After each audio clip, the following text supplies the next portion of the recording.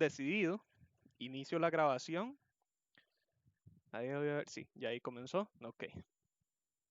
Entonces, hemos ya hecho votación y tomamos la decisión de que hoy vamos a comenzar con vectores, pero primero les voy a enseñar entonces este algoritmillo que les debo. Entonces, si recuerdan bien de la sesión anterior que estábamos viendo, ¿verdad? Les estaba enseñando como métodos para emular una excepción donde se ingresa una respuesta que no sea, ¿cómo se llama esto? Un entero para una variable que espera un entero. Entonces, si recordarán, por ejemplo, les enseñé aquel método que utilizaba un para, que lo que hacía era iterar cualquier cantidad de veces, pero no era muy eficiente, etcétera, etcétera. Y luego, lo último que quedamos fue que les estaba enseñando cómo funcionaba la función de PSIN llamada subcadena, que lo que hace es devolver un sector de la cadena según dos subíndices. ¿Recuerdan? Entonces, digamos, si yo le tiro a subcadena la cadena resp y le digo que en el subíndice i, lo que le estoy diciendo es básicamente que me devuelva el carácter en la posición i, porque le estoy diciendo, devuélvame la línea de caracteres que comienzan en i y terminan en i, es decir, en sí mismo.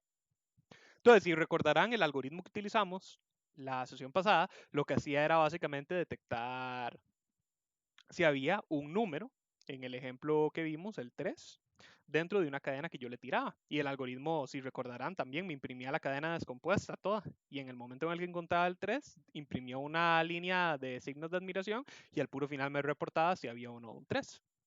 Ok, entonces, en el caso de que nosotros queramos controlar que no nos tiren un número que no sea un entero, el funcionamiento en realidad es muy similar. Las variables entonces que utilizamos son las mismas que utilizamos en el otro ejemplo, cont como lógico, resp y temp como cadenas y j y num como enteros. De hecho, no, j, si no me equivoco, en el pasado no lo usamos, ¿verdad? Bueno, no importa, es sencillamente otro contador para otro para. Entonces, en la inicialización, yo inicio cont en falso y le digo al usuario que me escriba el número entero. Ese número me lo lee en resp. Entonces, recuerden que nuevamente estamos utilizando una variable de tipo cadena para leer lo que sea que me ingrese el usuario, ya que indiferentemente de lo que el usuario me conteste, si es un número, si es un número entero, un número real, un número, perdón, número no, una cadena o un carácter, no importa lo que me conteste, todo puede ser leído como una cadena, todo puede ser interpretado como una cadena. Entonces, el paso a seguir nuestro para verificar si lo que el usuario nos contestó es dicho y hecho un número entero o no, es analizar la cadena que recibimos para ver si esa cadena es convertible a un número entero. Entonces, entramos en el para de la evaluación y vean que es muy similar al del algoritmo que vimos el martes, donde inicializa i en 0 hasta la longitud de respuesta menos 1. Si recordarán, el por qué era longitud de respuesta menos 1 es porque recuerden que subcadena funciona a raíz de subíndices de una cadena, es decir, enumera los caracteres de la cadena desde 0 hasta el último carácter, es decir, comienza enumerando desde 0, pero longitud me devuelve el número entero de caracteres. Entonces, recordatorio rápido, si yo tengo una palabrita, una cadenita corta como la palabra sí, la palabra sí tiene una longitud 2, pero sus caracteres son 0 y 1. Y nosotros vamos a estar utilizando el contador i para representar cada carácter. Entonces, si recordarán, por eso ocupábamos el menos 1, porque si yo trabajara con longitud de i, perdón, con i hasta longitud de resp, la longitud sería 2. Eso quiere decir que el primer dígito que me va, o el primer carácter que me va a revisar va a ser 0s, luego va a ser 1i y luego me va a intentar buscar el 2 y el 2 no existe. Entonces, tenemos que hacer ese pequeño ajuste. De la misma manera, yo no puedo hacer en este caso algo como esto, porque aquí más bien lo que hacemos es que tenemos un desfase, porque va a comenzar desde el carácter 1 y el carácter 1, recuerden que es el segundo, porque psint comienza a numerar desde 0. ¿Sí? Entonces, siempre comenzando desde 0 y siempre ajustando en menos 1. La razón por la cual repaso esto una vez más es porque de hecho sirve mucho ya que el siguiente tema que vamos a ver es vectores. Y los vectores, vieran que funcionan de esta misma manera, con enumeraciones desde 0 hasta el número anterior a la cantidad de total de casillas. Cuando comencemos a verlo, van a entender a qué me refiero. Ok. Entonces, tenemos que para cada inicio del bucle, cont se me vuelve a reinicializar en falso. De hecho, teniendo eso en mente, yo perfectamente podría quitar esta inicialización de acá, ¿cierto? Porque tenemos que, vean que yo no utilicé cont en ningún momento hasta que inicia el bucle y siempre se me reinicializa en falso. No importa, vamos a dejarlo ahí como para tener una etapa de inicializaciones. Entonces, temp igual, vean que va a estar obteniendo un carácter temporal que va a ser, o bueno, un carácter que va a ser una subcadena temporal, por eso se llama temp, de resp, que lo vamos a estar obteniendo a raíz de la descomposición de subcadena con el subíndice según el contador de el para. Pero vean que ahora la manera en la cual nosotros trabajamos con esto no es como en el ejemplo anterior en el que descomponíamos la cadena y la escribíamos y la comparábamos para ver si era igual a 3, sino que vean que aquí lo que ocurre es que justamente después de que sacamos o digámosle así, extraemos el carácter a analizar de la respuesta del usuario, lo que hacemos es que lo tiramos en un para anidado. Entonces vean que este para anidado va desde 0 hasta 9, es decir, itera 10 veces por cada uno de los posibles dígitos que puede existir en un espacio numérico según nuestra sistema numérico, perdón, ¿cierto? Nuestro sistema numérico decimal va del 0 hasta el 9. No importa qué valor numérico nosotros tengamos, tenemos que por cada dígito, ninguno va a exceder 9 y ninguno va a ser menor a 0. Cierto, el número completo tiene un valor representativo mayor a 9 en ese caso. O menor a 9, como en el caso de 5, digámosle. Pero dígito por dígito, que es lo que estamos haciendo acá, recuerden que estamos extrayendo dígito por dígito, ninguno va a salir de ese rango a menos que estemos trabajando con un número que no sea entero. Como por ejemplo, si yo tuviera 5.3, esto se encuentra en el rango de 0 a 9. Esto también, pero este punto no. Este punto no existe entre 0 y 9. Entonces, vean que lo que llegue y hace, ¿verdad? Es bajar acá y hacer la comparación. Que si temp, es decir, si el carácter extraído es igual a la conversión a texto del contador J, porque recuerden que temp es una cadena, ¿cierto? Es texto. J es un contador, entonces es una variable de tipo entero. Entonces, sencillamente lo que tenemos que hacer es, al momento de comparar, o convertir temp en número o convertir J en texto. Pero yo no convierto temp en número porque si de mera casualidad el usuario me hubiera contestado con 3.5, quiere decir que en algún momento temp va a tener el valor de un punto. O si el usuario me contesta con una palabra, en algún momento temp va a tener el valor de un carácter. Y recuerden que un carácter yo no lo puedo convertir a número. Entonces, si yo intentara más bien trabajar esta línea de código convirtiendo a número temp en la comparación, si el usuario no me contesta con un valor válido, el código en PSInt se me va a caer. Entonces, yo lo que necesito es convertir a texto el contador, compararlo con temp. Si en algún momento encontramos que el dígito dicho y hecho se encuentra entre 0 a 9, tenemos la respuesta de que por lo menos ese dígito hasta ese punto es correcto, es decir, hasta el momento no hay ningún problema con la cadena que estamos analizando. Entonces, supongamos que tenemos una cadena como esta, que vamos a ir analizando paso por paso. Digamos que tenemos 45K6. De hecho, K, digamos que K no, porque nosotros como humanos podemos comprender K como 1000. Digamos entonces más bien A, por decir, o no, T, por decir algo. ¿Ok? Entonces, esto, si yo se lo contesto a PSInt, no va a ser un número entero. Pero cuando PSInt comience a revisarlo, como dijimos, le va a ir extrayendo carácter por carácter. Eso quiere decir que primero va a analizar el 4.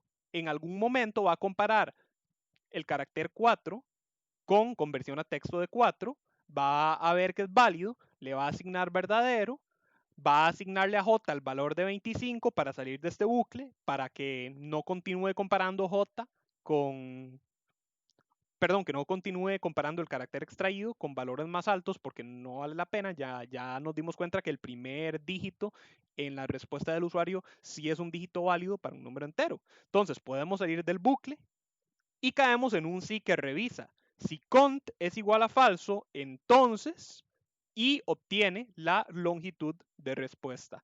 La razón del por qué es esto es porque vean que si cont es verdadero, lo que implica es que encontramos un carácter válido en la cadena. Si encontramos un carácter válido en la cadena, lo que tenemos que hacer es analizar el siguiente, ¿cierto?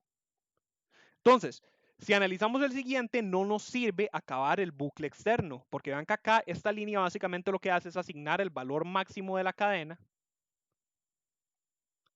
bueno, de la longitud de la cadena ahí para efectivamente acabar el bucle externo.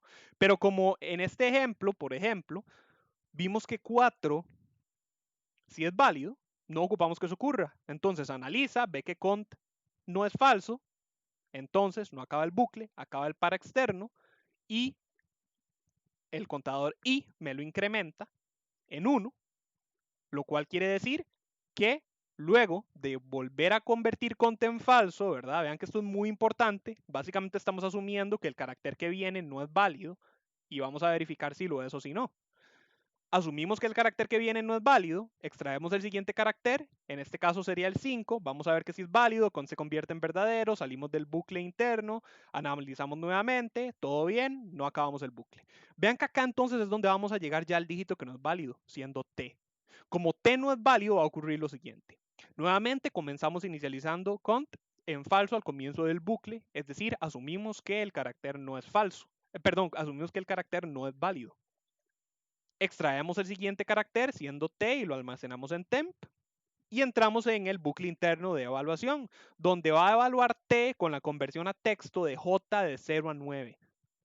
Esto quiere decir que este bucle va a iterar de 0 a 9 tratando de verificar si t es igual a uno de los 9 dígitos, perdón, a uno de los 10 dígitos que hay entre 0 a 9. Dicho y hecho, no va a ocurrir. Eso quiere decir que cont nunca se va a volver verdadero desde que asumimos nuestra hipótesis inicial de que el siguiente carácter era falso, no válido, perdón. Como esto nunca cambia, quiere decir que este bucle al final no hace nada, se ejecuta completamente y no hace nada. Como caemos aquí abajo y vemos que cont es falso, acabamos con el bucle externo. ¿Por qué? Porque ya es cierto, acá todavía nos hace falta analizar un último dígito, pero no vale la pena, porque nuestro algoritmo se supone que lo que hace es detectar si la cadena que nos contestó el usuario no es un número entero. Como no es un número entero, eso quiere decir que no vale la pena que yo evalúe el 6 porque yo ya con saber que aquí hay una t, con saber que aquí hay algo que me inutiliza mi número entero, ¿para qué voy yo a seguir ejecutando? Sino que lo que hago es que salgo de una vez y le reporto al usuario. Si cont es falso, entonces no es entero. Pero resulta ser que si el número no fuera este, sino que fuera este, quiere decir que va a ocurrir lo mismo en cada una de las extracciones del dígito. El siguiente 5 va a ser válido, el siguiente 6 va a ser válido. Eso quiere decir que va a seguirse ejecutando a lo largo de todos los dígitos y en algún momento vamos a estar en el último dígito, que va a ser el dígito número longitud menos 1. Entonces, nuevamente, comienza asumiendo que es falso, extrae el dígito longitud de res menos 1, siendo el 6 en este caso. Entra en el bucle, en algún momento J va a hacer 6 en el contador del bucle interno, los va a comparar, se va a dar cuenta que es verdadero, entonces entra, cambia a conta verdadero, sale del bucle, ya no inutiliza el bucle, aunque no importa, porque ya para cuando acabe el para interno, como es el último dígito, ya i va a alcanzar la longitud de res menos 1 y la va a exceder al sumarle 1 porque acabó el bucle. Como la excede, salimos del bucle y tenemos que el último valor establecido en cont, como el bucle no iteró una última vez, cont no se restableció a falso otra vez, sino que quedó como verdadero gracias a el 6 que evaluamos como último valor. Como cont quedó en verdadero, entonces le reporta al usuario que es un entero. Dicho y hecho, vean que yo ejecuto este algoritmo.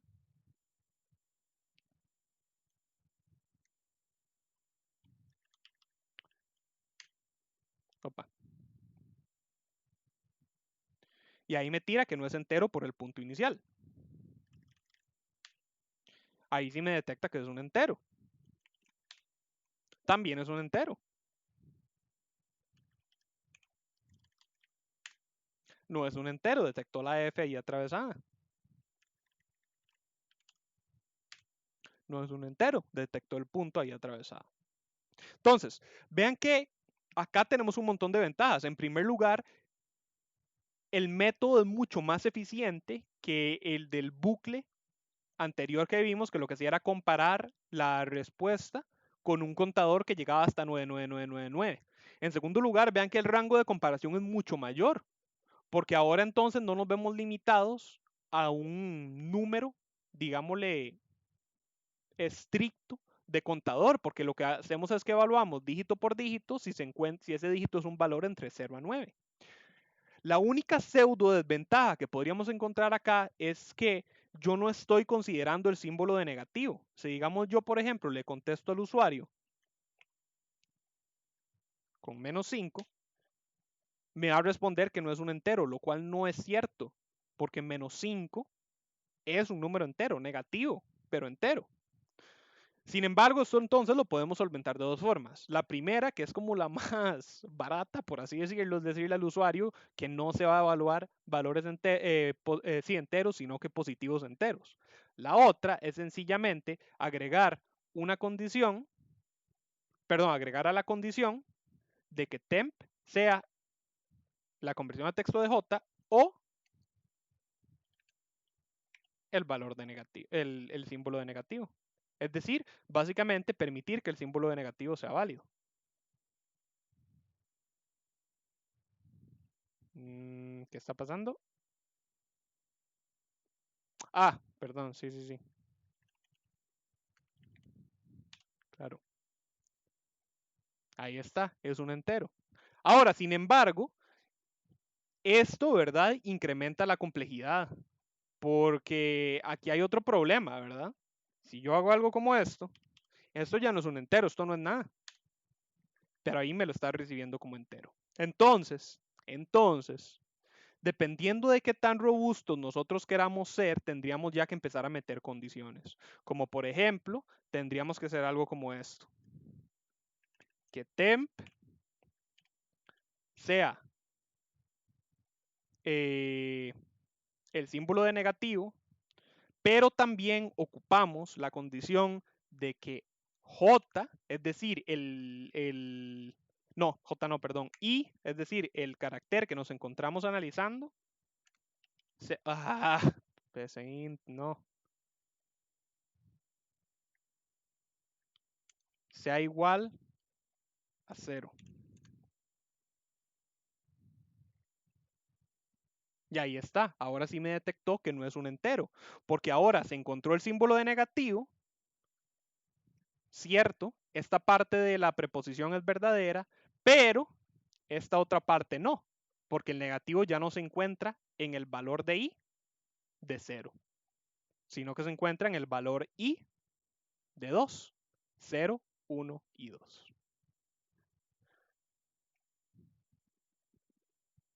Igual funcionaría con cualquier otro dígito que ustedes quieran meter. Por ejemplo, si lo que quisiéramos es que se aceptaran números en general, podríamos meter una evaluación de punto. El problema es que cuántos puntos hay o puede haber en un número real, solo uno. Entonces, si yo, por ejemplo, meto la evaluación de que, voy a apresurarme para que podamos comenzar con vectores ahorita, pero digamos como por ejemplo que, o bueno, se los voy a decir nada más. Si quieren lo puedo construir, pero de hecho si aquí veo que me están preguntando por vectores y matrices, esto me va a apresurar. Nada más se los voy a contar. Digamos como por ejemplo, para que se hagan la idea, yo podría meter otra, se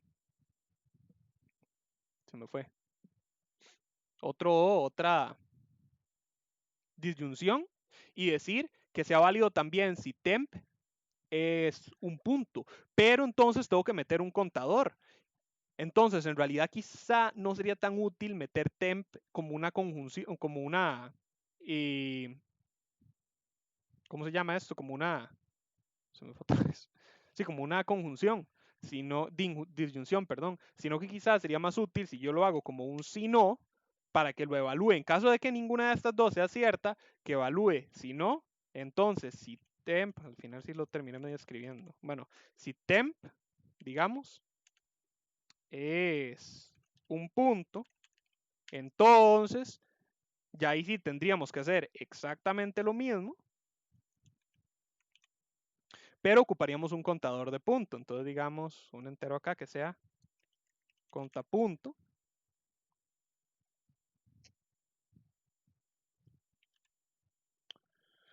Eh, Contapunto lo ocuparíamos iniciar al principio, porque solamente estamos recibiendo una respuesta. Pero metámoslo como por acá, como para dar a entender que contapunto se inicializa después de recibir la respuesta en 0. Entonces,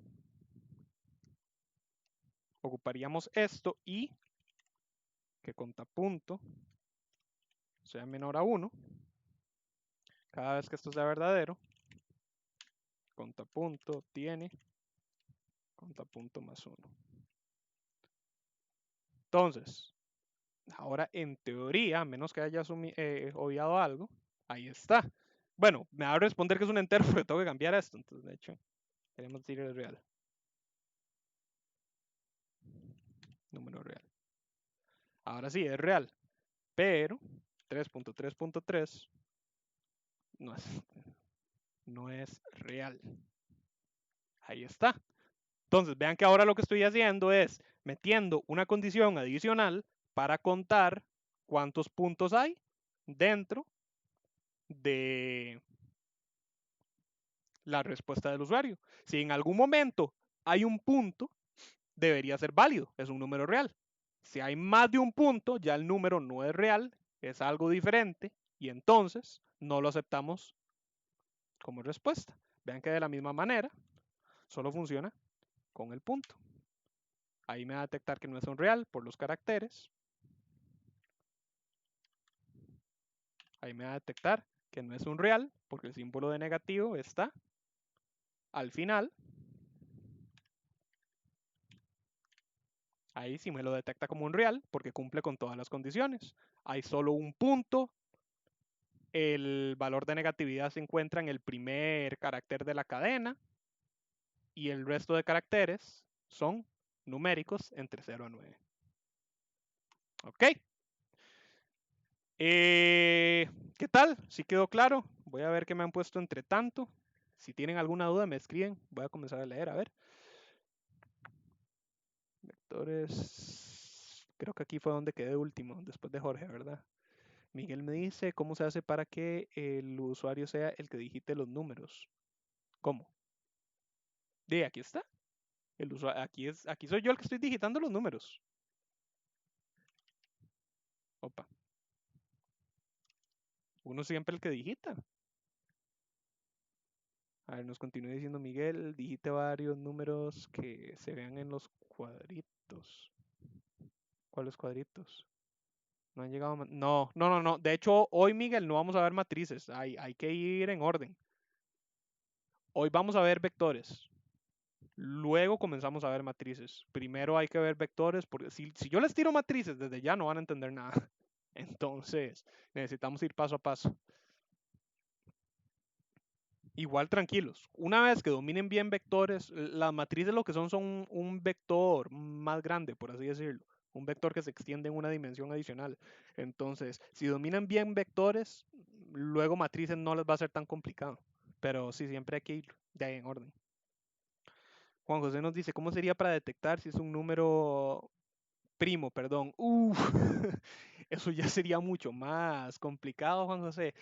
Con ponerte la idea de que de ahí hay algoritmos que se usan para buscar cuál es el siguiente número primo que no se haya encontrado. Para buscar el número primo tendríamos que construir un algoritmo completamente diferente en el cual yo comienzo a dividir el algoritmo y que encuentre que no es divisible. Digamos, yo tendría que ir básicamente contando hasta llegar al número para detectar que no sea divisible entre ninguno de sus números sucesores, que así es básicamente como se detecta que un número es o no primo, que solamente sea divisible por uno o por sí mismo.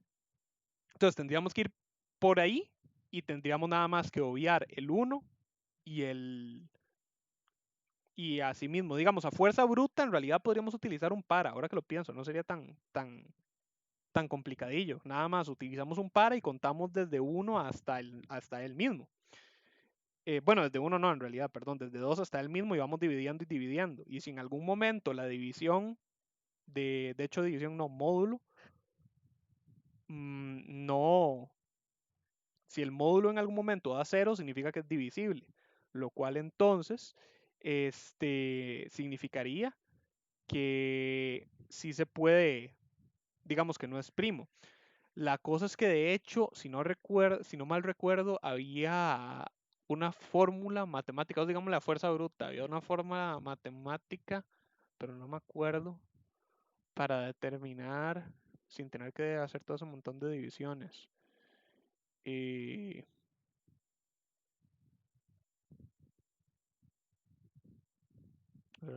sí, José Rafael nos dice, puede ser hasta la mitad, cierto, cierto, sí, sí, también, porque si uno divide hasta la mitad, todo número a partir de allí, entonces multiplicado por 2 estaría dando el doble.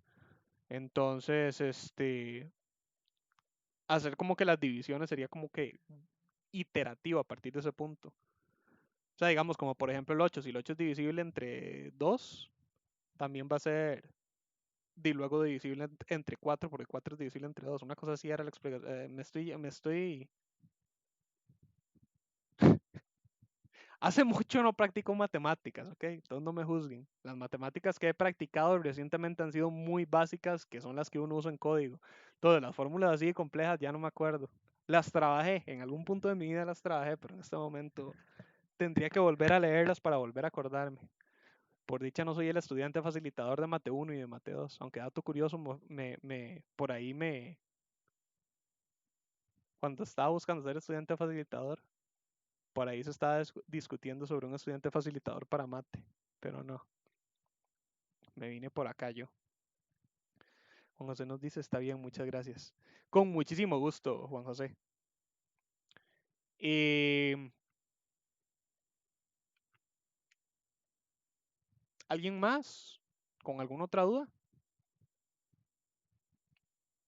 Si no, me parece que ya casi que podríamos comenzar a pasar a vectores. JMR me dice, bueno, no me salta nadie, sino, buenas noches, ¿nos puede pasar el ejercicio para practicar? Sí, claro, pero les voy a pasar el básico. Si lo quieren convertir acá para que sea más robusto, eso les queda precisamente de práctica. Y ahí, ¿verdad?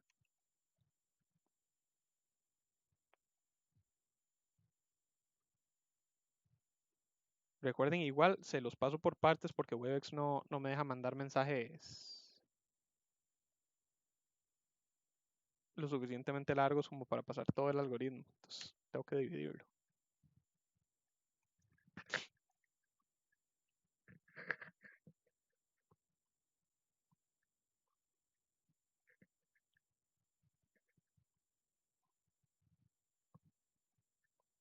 Voy a darles ahí unos cuantos segundillos para que lo copien.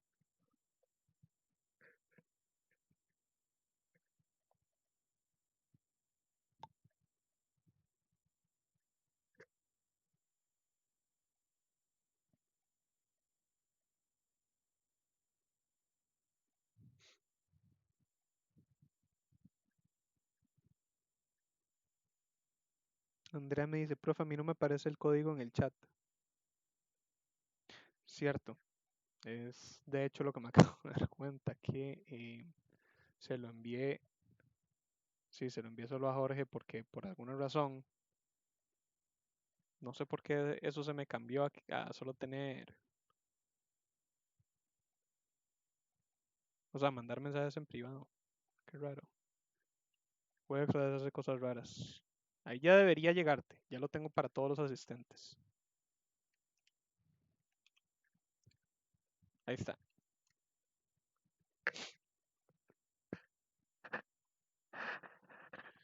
Nos dice Andrea ahora sí, gracias. Con muchísimo gusto, Andrea.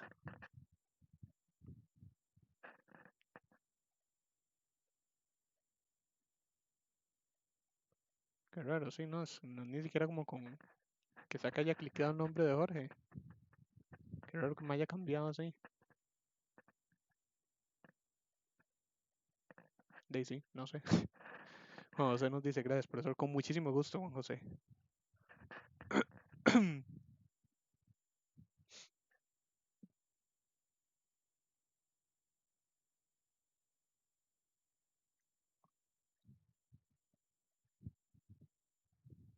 Cuando veamos funciones, este algoritmo va a ser muy bonito porque em, esto lo podemos convertir en una función. Entonces nos compacta el código un montón y bueno, cuando lleguemos a ese punto se van a dar cuenta, porque de hecho tengo otro, ya lo tengo, digamos, como construido a manera de función, entonces queda riquísimo.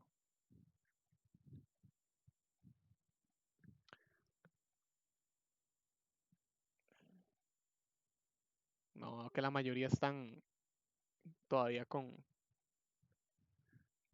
con el foco fuera de Webex, entonces no sé si será, sí, perdón, no sé si será entonces que todavía lo están copiando.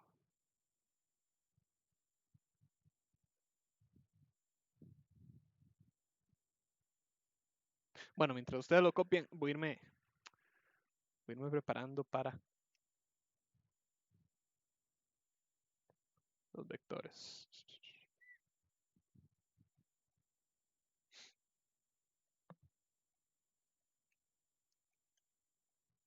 Hagamos aquí un par.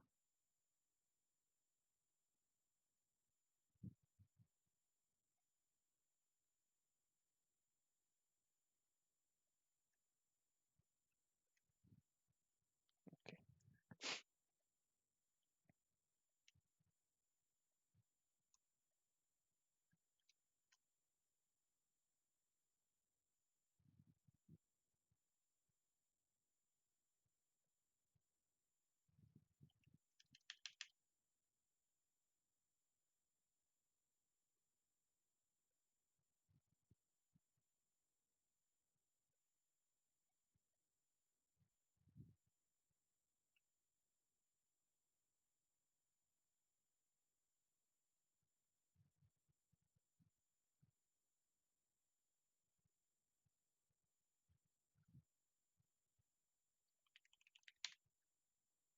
Opa, typo.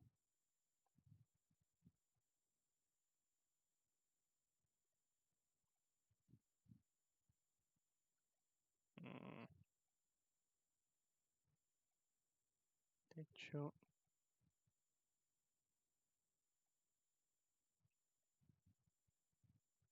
ok, esto no sirve, excelente. O esto.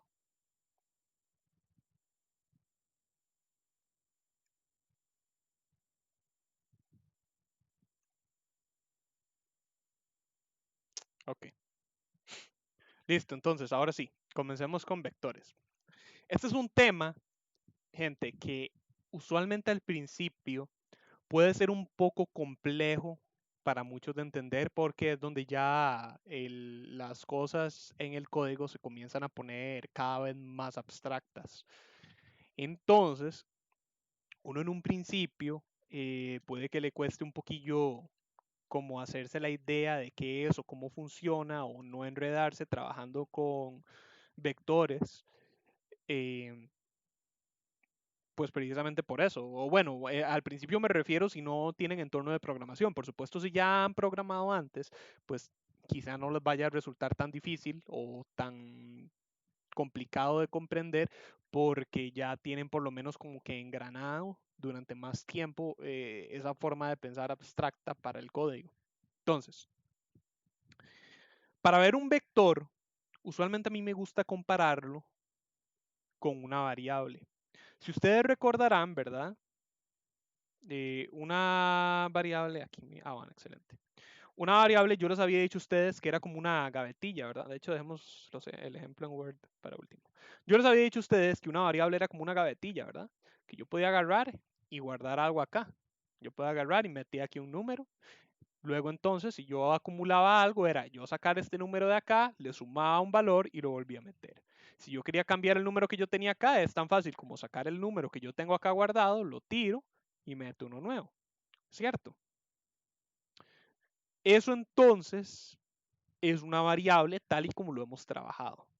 Un arreglo o un vector, por si acaso, para que me vayan entendiendo, los arreglos son tanto vectores como matrices. ¿Ok?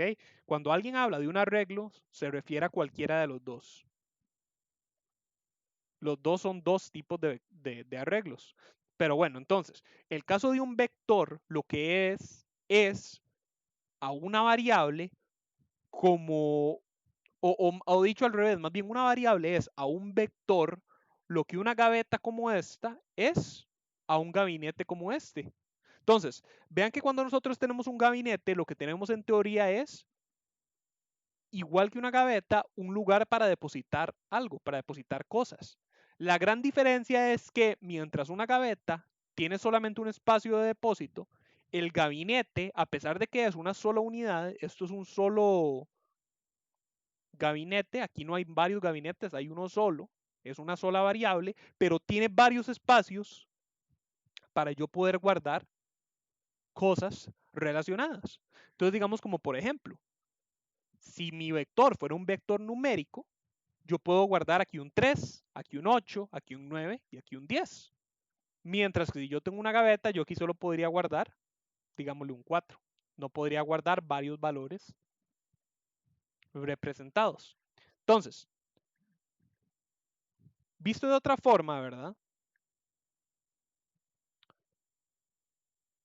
Un vector se puede considerar como un avance de las variables en dimensiones. Yo no sé si ustedes tienen como mucha o qué tanta como experiencia tendrán con respecto a lo que son las dimensiones o en los espacios así, digámosle, tridimensionales. Usualmente se concibe, ¿verdad? Que un espacio tridimensional es tridimensional porque uno puede avanzar en tres direcciones diferentes. En realidad, en teoría más, pero todas las otras direcciones son combinaciones de estas tres básicas. Entonces, bueno, no sé qué tan bien lo pueden ver ahí, pero aquí hay tres líneas. Hay una línea roja que se extiende hacia allá, que es la línea de X. Hay una línea azul que se extiende en esta dirección, que es la de Z. Y hay una línea que se extiende hacia arriba, que es la de Y. Entonces, cuando uno tiene un objeto tridimensional, el objeto se va a extender a lo largo de esas tres dimensiones. Puede ir hacia Z, representando profundidad en este caso, o puede ir hacia X, representando anchura, ¿verdad? Digamos como por ejemplo, si yo agarro esto y lo hago extenderse a lo largo de Z, vean que ahí están las dos direcciones de Z, las dos direcciones en profundidad, o las dos direcciones en anchura, o las dos direcciones en altura, siendo Y. Entonces, una variable, ¿verdad? Supongamos que yo lo veo en plano, ¿verdad? En plano ahora entonces solamente tenemos dos direcciones. En este caso tenemos solamente Y y Z, ¿verdad? Vean acá, tenemos un montón de cuadrillos y todos en plano se extienden hacia esas direcciones. Entonces, si yo llego y me traigo acá una variable, eh, no, lo tenía en Z, ok. Perdón, vamos a verlo ahora diferente, similar, pero es similar. Son las dos líneas. Ahora la línea es la roja de X y la línea amarilla o verde, no estoy muy seguro de qué es, en Y, ¿verdad? Entonces, si yo tengo una variable, es como este cajoncito que yo tengo acá. Lo estamos viendo desde profundidad, desde Z. Entonces, este cajoncito, vean que es como decir un punto. Este cajón pues bueno, como lo estamos viendo en un ambiente tridimensional que es Wings, podríamos decir que existe en el espacio bidimensional a lo largo de X y Y. Pero vean que yo solamente puedo depositar en el punto central, ¿ya? Solo puedo depositar en este cuadro central. Yo aquí, si yo llego y creo una variable como un cubo, vean que el cubo ahí encajó perfectamente. Pero yo ya no tengo más direcciones hacia dónde extender más valores. Si resulta ser que yo creo un cubo nuevo, yo no tengo dónde más asignarlo a esa variable, ¿cierto? La variable ya está llena, ¿sí? Si yo quisiera depositar varios cubos relacionados, digamos que este sea un cubo en el cual yo tengo mi nombre, pero resulta ser que yo estoy depositando los nombres de todos los que estuvimos hoy en la sesión, entonces yo hago un nuevo cubo para representar el nombre de, no sé, Andrea, que es la primera en la lista, yo ya no tengo cómo agregarlo. Yo tendría entonces que crear,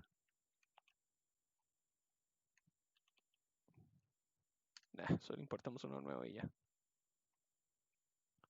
Yo tendría que crear una nueva variable para poder guardar mi nuevo cubo.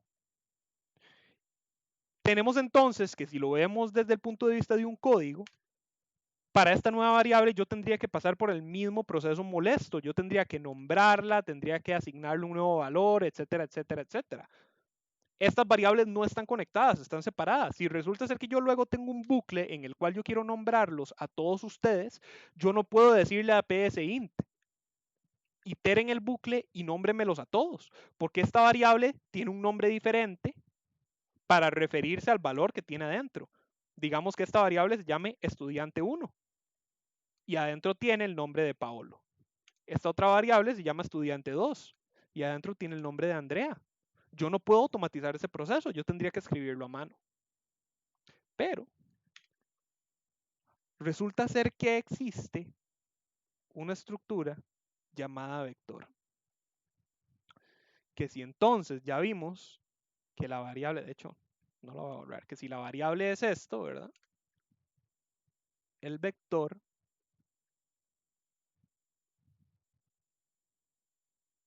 es esto.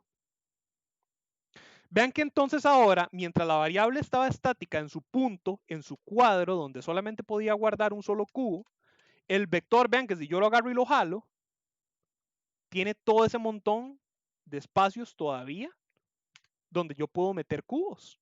Entonces, si resulta ser que este vector se llama vector nombres, para guardar yo los nombres de todos ustedes, yo puedo agarrar y decir, bueno, en mi primer cubo es Paolo.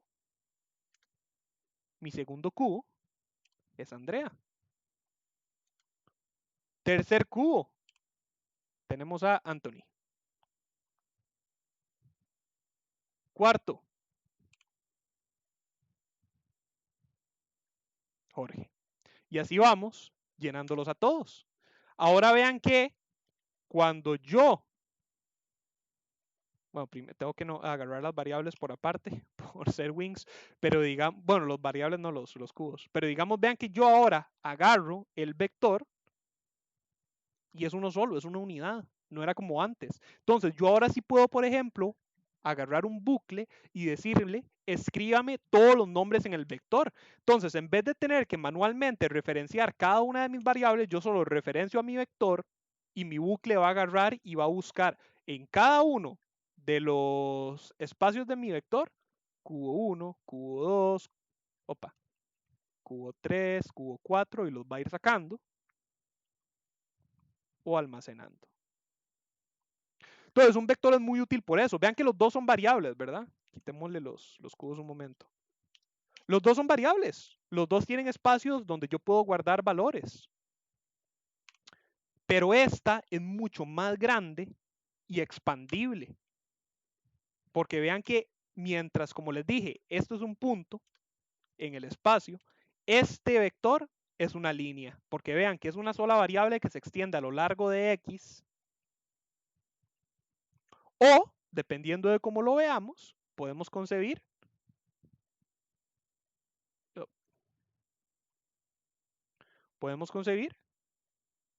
que el vector también se extienda a lo largo de Y. Vean que es el mismo vector, Pero ahora, bueno, ahí me quedó un poco chueco, pero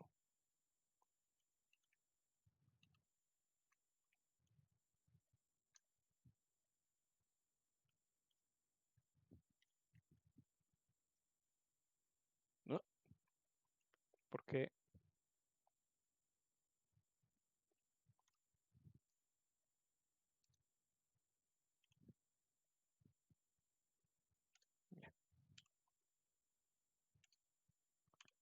es el mismo vector, tiene los mismos espacios, puedo guardar la misma cantidad de variables, pero ahora se extiende a lo largo de Y. Esa es la funcionalidad de un vector comparado con una variable. ¿Qué tal vamos hasta el momento? ¿Van claros? ¿Sí me entienden qué es lo que es un vector como estructura de datos, digámosle, abstracta? Si lo estuviéramos imaginando como gavetas donde yo quiero guardar valores.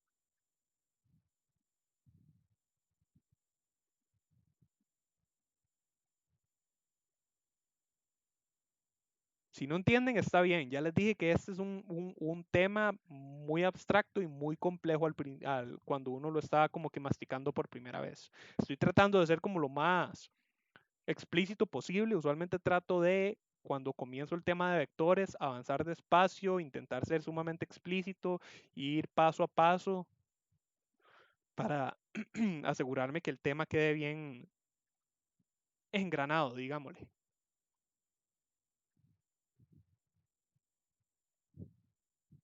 Pero quiero asegurarme que por lo menos en esta primera parte sí me entendieron bien.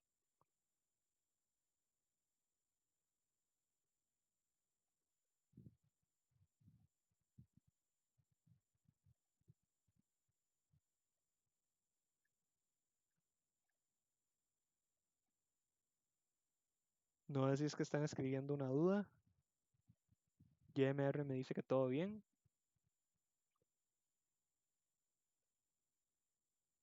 Si alguien está pensando o escribiendo, porfa, levánteme la mano para yo saber.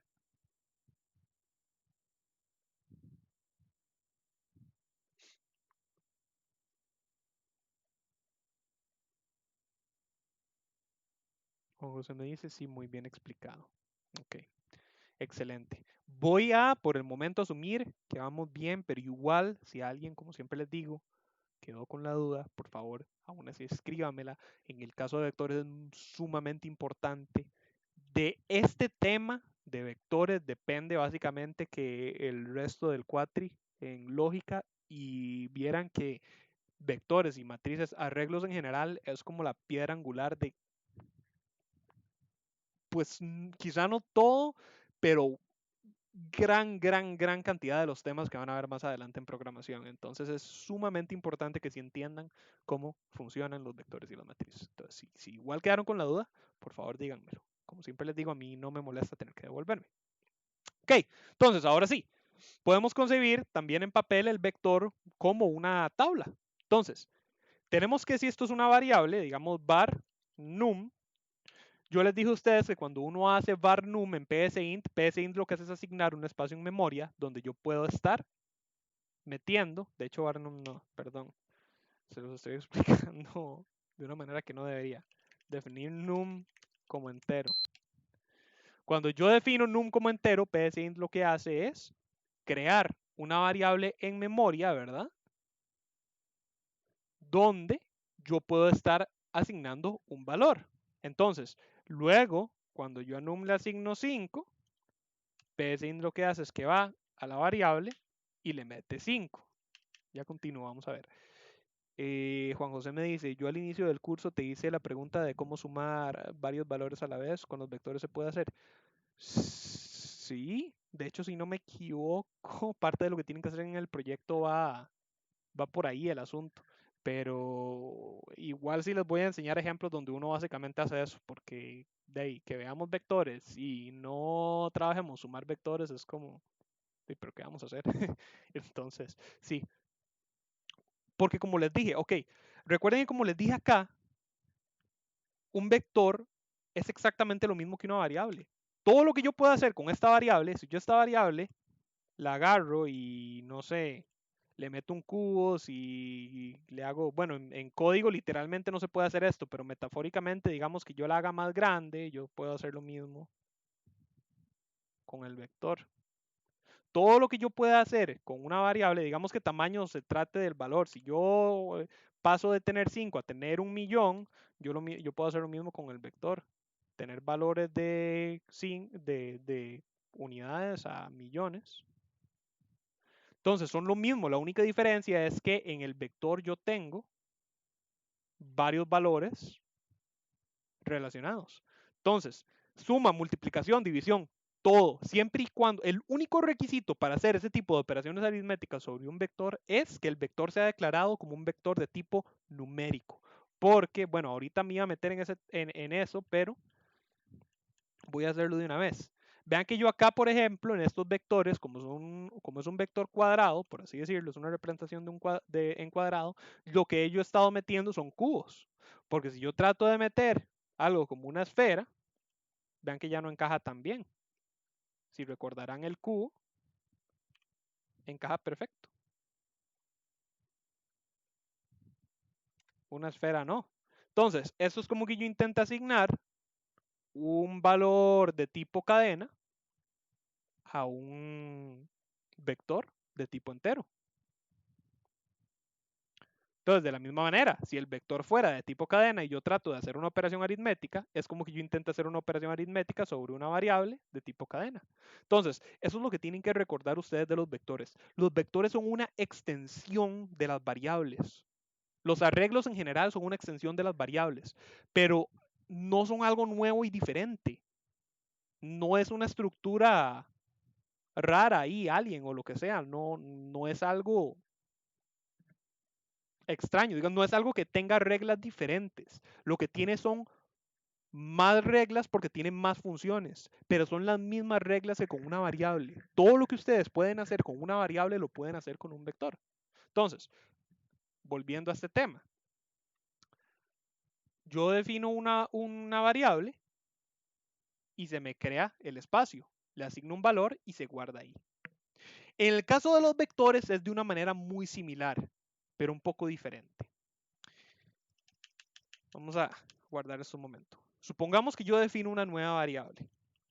En PSInt yo digo definir vector como entero. Cuando yo hago esto, PSInt llega y me crea la variable como siempre. ¿Sí? Entre esta variable, vector, y esta no hay diferencia.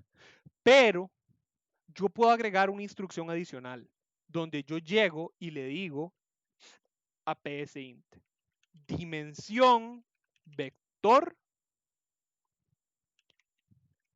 y le meto, digamos, un 5. Cuando yo hago esto, PSInt lo que llega y hace es que agarra esta variable vector que teníamos acá, ¿verdad?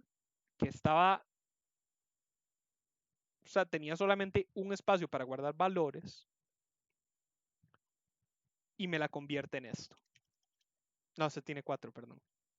Vamos a cambiar acá. Me la convierte en esto. Entonces, es la misma variable, pero la dimensioné a lo largo de una dirección. Entonces, vean que es como si en el ejemplo acá en Wings que yo les enseñé, es como si yo hubiera agarrado y yo hubiera primero creado esta variable y al dimensionarla le digo, extiéndamele a 1, 2, 3, 4, 5, 6, 7, 8. Digamos yo le hago dimensión 8 y como le hago dimensión 8, lo que agarra es a la variable y le mete 8 celdas, se le puede referir de esa manera, 8 celdas más donde yo puedo guardar valores en la misma variable. Entonces, como ahora vector tiene una longitud de 4 celdas, yo puedo asignar, por ejemplo, 4, yo puedo asignar 8, 9 y 10. Perdón, 10. Ahora, quizá ustedes me digan, pero ¿cómo hago yo para asignar un valor a cada una de las celdas en específico? Si yo hago algo como esto,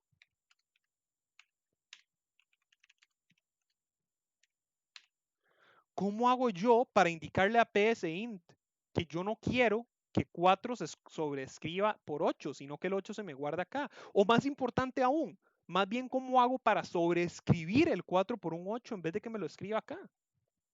Bueno, aquí es donde vamos con el tema de subíndices y aquí es donde se van a acordar de lo que yo les dije de por qué es que vectores, o no vectores, bueno, sí, vectores, sino que por qué yo les decía que los subíndices que estábamos viendo en subcadena van muy relacionados al tema de vectores.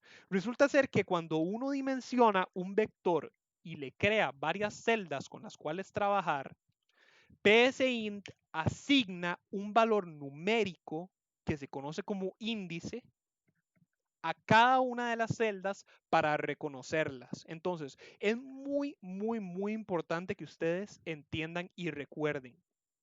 Es muy diferente el valor que yo guardo dentro del vector, el cubo, a el valor del subíndice. Porque el valor del subíndice nunca cambia. El valor del subíndice es la enumeración que PSINT le asigna a cada una de sus celdas. Muy similar a como trabajábamos con subcadena. Si recuerdan, cuando les expliqué subcadena y tenemos, por ejemplo, la palabra palabra, dámosla acá para que se vea que es como una cadena.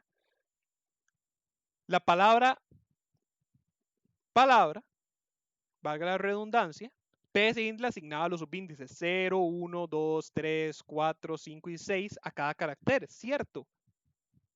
Pero yo podía alterarlos. Yo podía hacer que más bien esta cadena fuera esto. Yo podía incluso hacer esto. Pero cada posición seguía teniendo su mismo subíndice, ¿cierto? Esta seguía siendo la posición 0. El primer carácter siempre es el carácter 0, solo que ya no es una P, ahora tiene el valor de K. Lo mismo ocurre en un vector.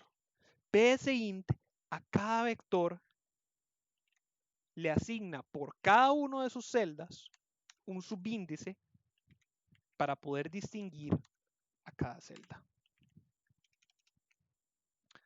Siempre también, por eso les dije muy importante, comenzando desde el 0. Entonces, vean que, y nuevamente, el por qué les dije que funcionaba muy similar subcadena a cuando comenzáramos a trabajar con vectores. Vean que este es un vector de dimensión tamaño 4, ¿cierto? 1, 2, 3, 4. Pero PSINT los enumera a partir de 0. Entonces, tiene un tamaño de 4, pero las celdas van de 0 al 3. Es decir, las celdas de todo vector siempre van a ir de 0 al número anterior a su tamaño total. Pero aún así retiene su tamaño total, porque es sencillamente un desfase por el sentido de que PSINT comienza a enumerar desde 0. Pero igual es 1, 2, 3, 4 vectores. Entonces, ¿cómo trabajo yo a partir de acá con los vectores? Yo trabajo con ellos especificando el subíndice. El subíndice se refiere precisamente al índice. Es que se le conoce como subíndice porque, bueno, no sabría si literalmente es el por qué, pero yo diría que es por el hecho de que, no sé si sabrán, en matemáticas se usa mucho el concepto de subíndice, que es como, por ejemplo, cuando uno escribe acá y, digamos, A5, luego tenemos A4. Este numerito chiquitito se conoce como subíndice, que es para indicar una enumeración distinta de una serie de variables incógnitas. Entonces, en código es casi que lo mismo cuando hablan de índice o de subíndice. Se refiere a la enumeración de la celda a la cual nos referimos. Entonces, si yo quiero guardar 4 en la primera posición, yo lo que hago es decir vector subíndice 0 obtiene 4.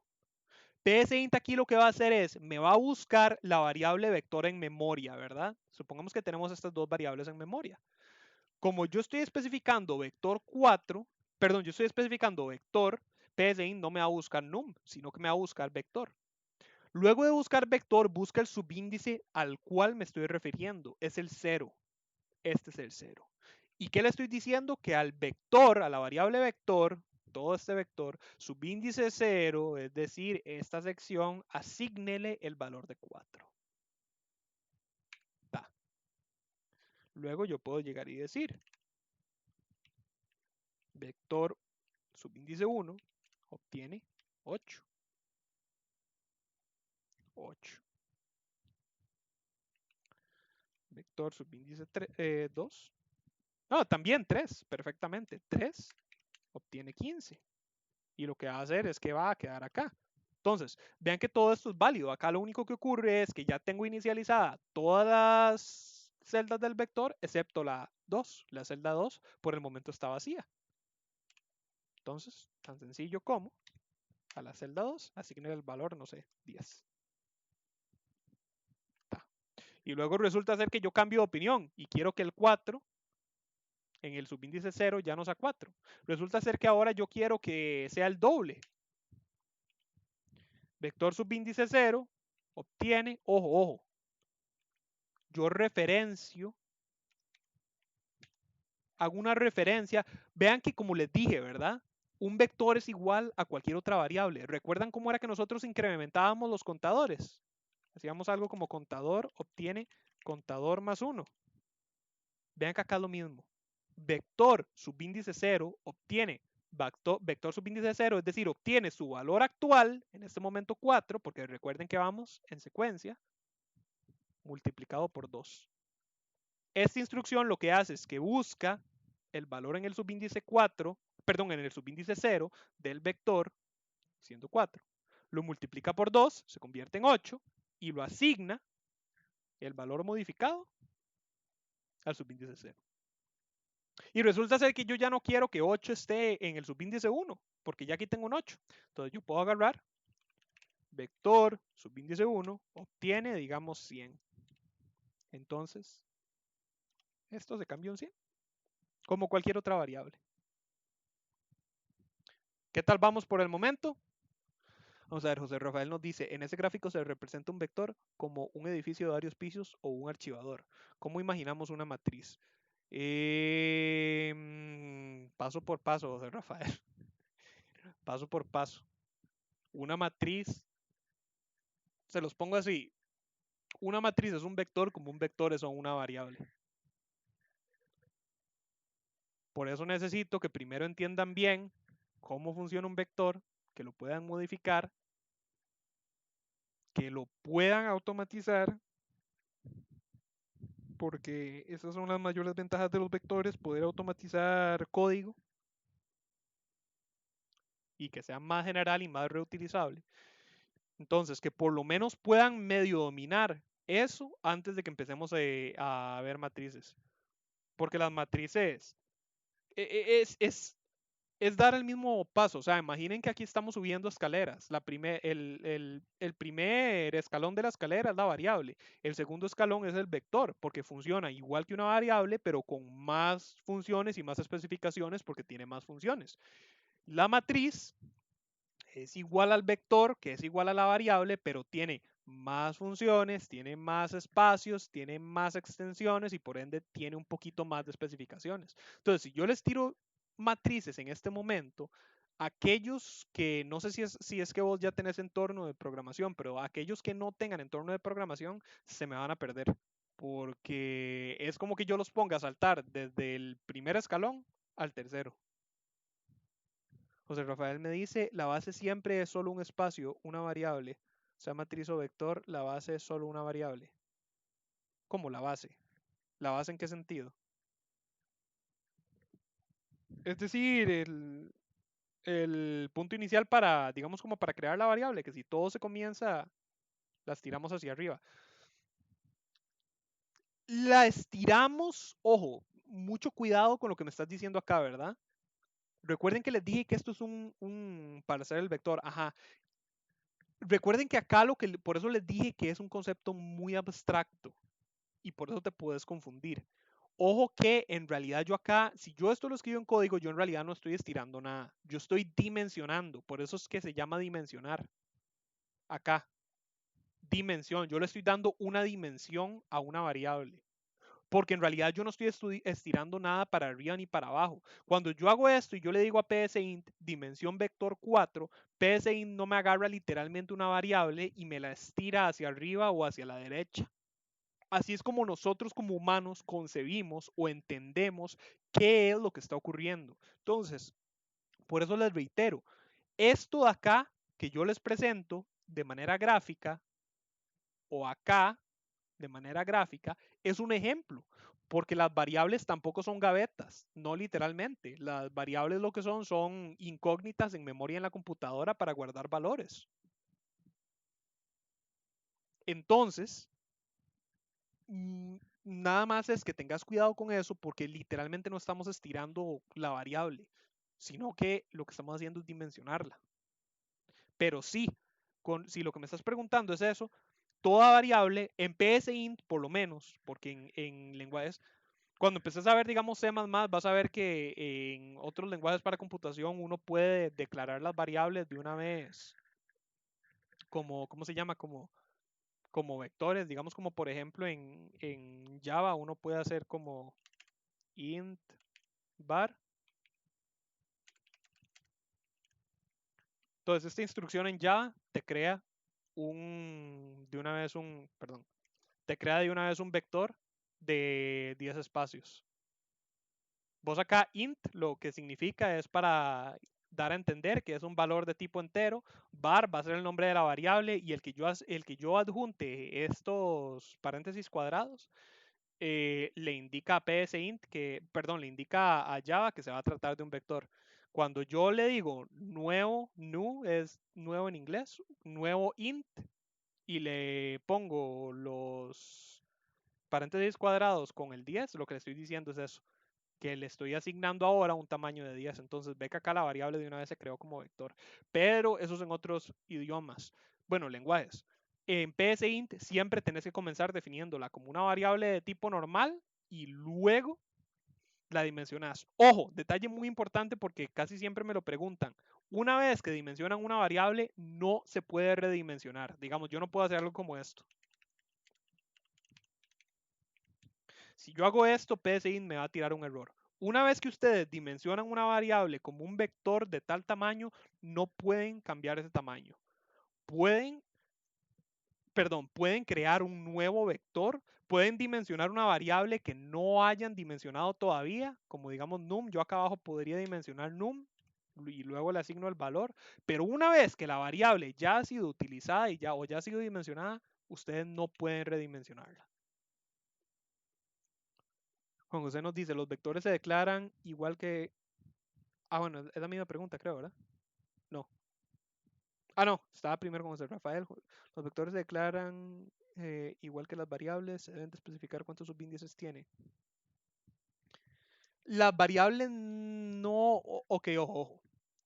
Las variables, como no tienen subíndices, como no tienen varios espacios, las variables se declaran normal, ¿verdad? Ahorita lo vamos a ver en código. Es el primero que querían que lo entendieran acá. De hecho, hagámoslo acá, para que no me tire un error. Digo, para que PSInt me tire error si trato de hacer alguna cosa que no es válida. Recuerden entonces, ¿verdad? Cuando yo defino una variable normal,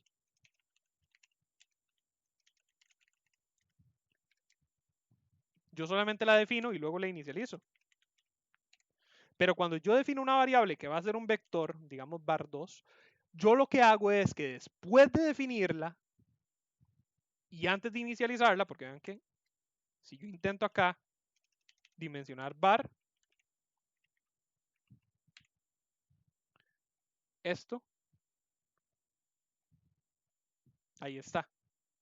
Me tira un error diciendo, no me lo detecta en el código, pero vean que cuando yo lo ejecuto me tira un error que dice que hay un identificador en uso.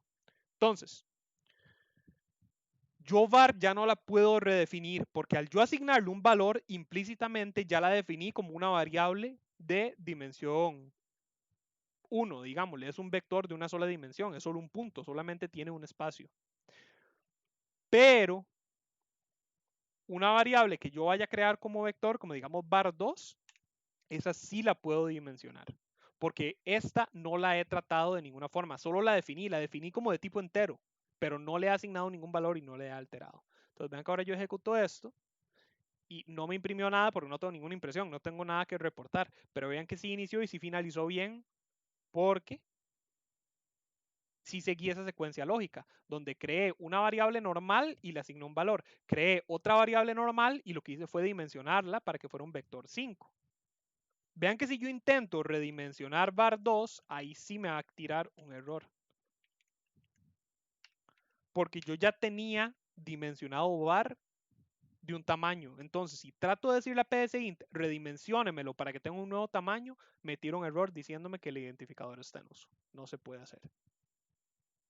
¿Ok?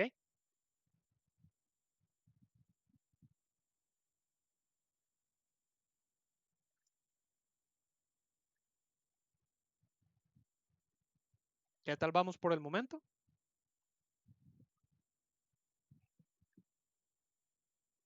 José Rafael me dice que bien, excelente. Jorge nos dice, los vectores también se inicializan. Si se inicializan, ve que yo acá en teoría este vector lo inicialicé. Porque digamos, ¿verdad? Vamos acá. Voy a cambiarle, aquí los inicialicé como var y var2 para hacer más explícito el hecho de que entre var y var2 la única diferencia es que yo a var2 luego lo dimensioné, pero las dos son variables normales. No, una variable vector no tiene que llamarse vector, puede llamarse como yo quiera. Pero ahora, para hacerlo más claro en el código, lo voy a nombrar vector. Ojo, ¿verdad? Nuevamente, esto es para hacerlo más claro en el código. Recuerden que no tiene que llamarse vector. Se los acabo de demostrar con el hecho de que las dos se llamaban var. Eran var y var2. Pero ahora lo voy a hacer de esta manera. Entonces, vean que si yo trato, primero que todo, vean que si yo trato de asignar ahora un valor a vector, esto me va a tirar un error. Porque vean que como les dije, ¿verdad? Ahora que vector es un vector, ¿verdad? Ahora que vector es un arreglo, yo ya no puedo asignar valores directamente porque psint ocupa saber dónde guardar ese valor. Vean el tipo de error que me tira. Faltan subíndices para el arreglo. Vean que dicho y hecho, eso es como si yo acá viniera, ¿verdad? Y en vez de hacer todos estos pasos, yo nada más hubiera llegado y le hubiera dicho, asignele 5. Entonces, psin llega y me dice, ok, asigno 5 a vector. Busca la variable vector en memoria y encuentra que la variable vector tiene varias celdas, tiene varios gabinetes. Pero donde yo le digo que le asigne 5, él lo que me dice es, pero ¿a dónde? Ok, tengo la celda 0, la 1, la 2 y la 3. Vector en donde yo guardo ese 5. Entonces, por eso es importante que yo le especifique a psint en cuál subíndice o en cuál subíndice de celda guardar el vector o en general con cuál trabajar, porque igual pasaría con una escritura. Entonces, yo acá lo que tengo que hacer, por ejemplo, si yo quiero asignarlo en el primer subíndice, yo le digo que vector subíndice 0 obtiene 5. Vean que igual, si yo trato de escribir vector, esto me va a tirar un error. Vean, incluso este sí me lo detecta de una vez en código, me dice que faltan subíndices. Porque cuando yo le digo escríbame vector, él me va a decir, ok, ¿cuál? ¿Cuál de todas las celdas quiere que le escriba? Pero, si yo hago esto, ahí está, me escribió 5.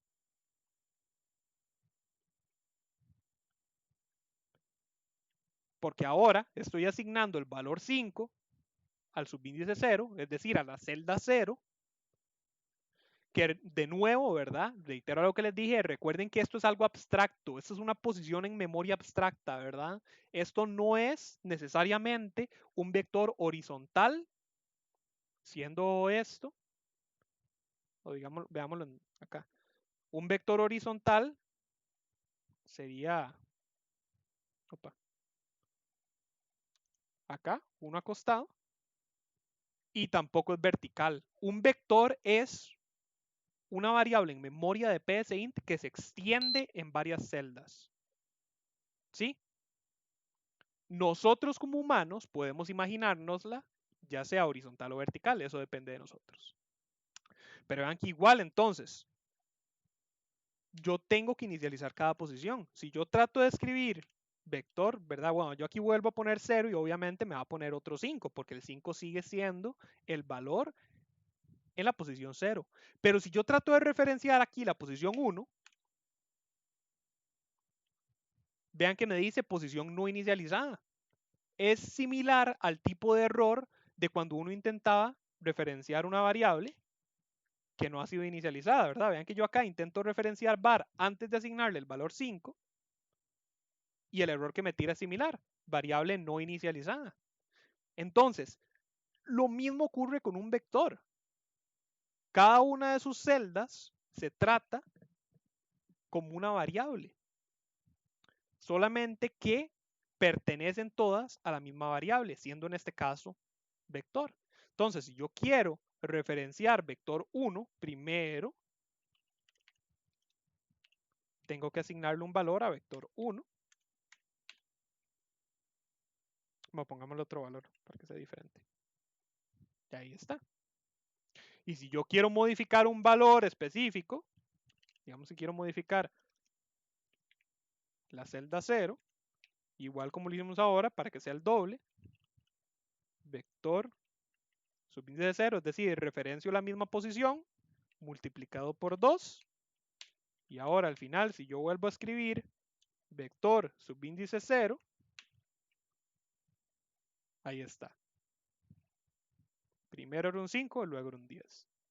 Y este número de acá, ¿cuánto es? 105.496, está guardado en una celda aparte. Entonces vean que yo ahora puedo llevar cuentas de dos valores diferentes en un mismo vector.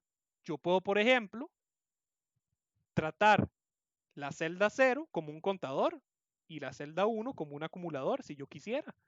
Y ya no tengo entonces que estarlos nombrando de diferente manera, sino que yo puedo, digamos, por ejemplo, llamar a mi vector, bueno, digámosle, le llamo vector, pero, o no, digamos que le llamo algo así como vector estudiantes, para referenciar el ejemplo de estudiantes con el que estuvimos trabajando. Y, perdón,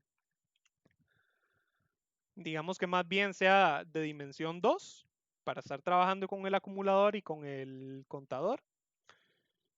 Y yo ya sé que yo en el 0, en el subíndice 0, voy a estar llevando una cuenta de estudiantes. Entonces digamos que tengamos 5 estudiantes, sí, dejémoslo así.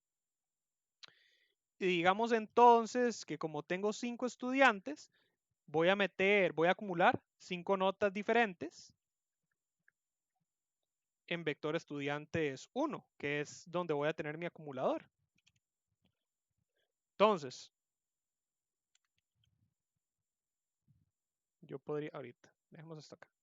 Yo podría ir haciendo algo como esto.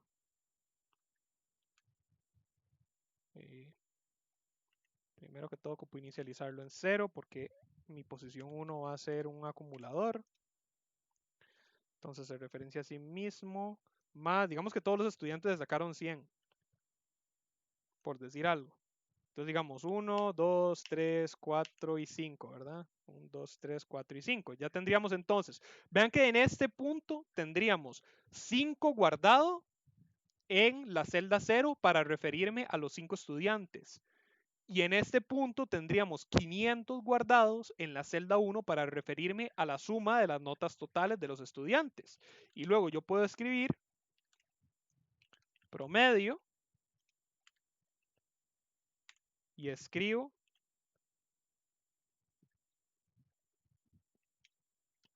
vector estudiantes 0. De hecho no.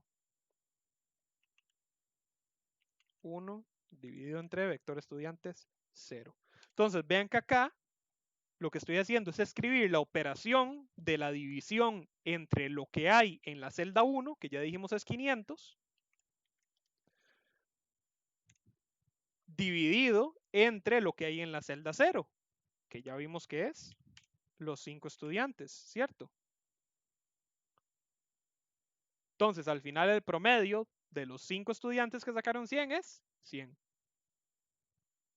Ahora, yo sé que este código está muy incómodo, ustedes quizá no les guste mucho cómo se ve y están en todo su derecho porque está horrible. Esta no es la manera en la que se usan los vectores. Los vectores se usan para generalizar código, no para que yo escriba esta cosa tan tiesa y fea, pero es para que se vayan haciendo una idea de cómo funcionan. Ya ahorita vamos a comenzar a ver algoritmos en los que sí se puede sacar a provecho del uso de vectores. Y vamos a ver, Juan José nos dice que muy bien, me imagino que era en respuesta a la pregunta de que cómo íbamos.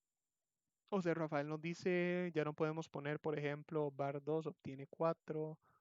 Ah, ok, me dice que ya le contesté. Entonces, sí, nada más, por si acaso, ¿verdad? Recordad que sí podemos, pero tenemos que, si estás hablando del vector, tendremos que usar subíndices. Var sí, porque la var normal sigue siendo una variable normal acá. Pero acá lo que tendríamos que hacer es nada más utilizar los subíndices. Ve que acá yo estoy asignando un valor diferente a cada subíndice. Acá 5 lo metí en la celda 0 y 0 lo metí en la celda 1. Juan José nos dice, cuando se asigna un valor hay que definir en qué subíndice se quiere guardar. Exactamente, siempre, porque si no psint no saben dónde va a ir. Jorge nos dice, ok, gracias. Bueno, en respuesta a esto, con muchísimo gusto, Jorge.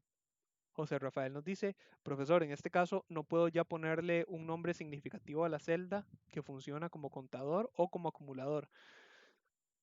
No, ahí sí ya no, pero ojo que es por la manera en la cual estamos trabajando con nuestro vector. Obviamente los vectores, como les digo, sería muy escueto trabajarlo de esta manera, hacer un vector solamente para un contador y un acumulador.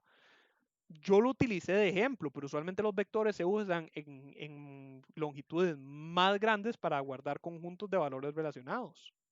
Por ejemplo, yo podría haber declarado, como les dije al principio, un vector de tipo cadena para guardar los nombres de los estudiantes. Entonces, en este caso, que lo estoy utilizando como un contador y un acumulador, yo lo que hago es que más bien le pongo de nombre al vector un nombre significativo para yo recordar cómo funciona. Por eso le puse vector estudiantes. Entonces, yo recuerdo que en mi vector estudiantes, en la celda 0 yo voy a llevar la cuenta y en la celda 1 de vector estudiantes voy a estar llevando las notas. ¿Cuenta y notas de qué? De mis estudiantes en el vector estudiantes.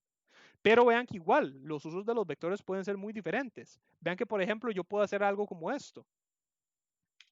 Quitar esto y hacer algo más bien como, no importa, vector nombres, vector notas. Digamos 5 estudiantes por decir algo. O no, 3 para que no se nos haga muy largo. Entonces, yo puedo ir uno a uno y digamos, vector nombres, no debería estar acá.